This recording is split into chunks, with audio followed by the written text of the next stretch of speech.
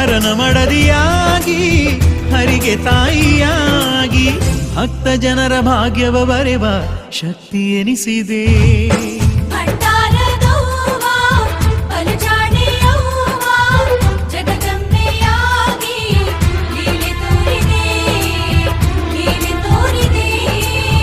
ಹರನ ಮಡದಿಯಾಗಿ ಹರಿಗೆ ತಾಯಿಯಾಗಿ ಭಕ್ತ ಜನರ ಭಾಗ್ಯವ ಬರೆವ ಶಕ್ತಿ ಎನಿಸಿದೆ.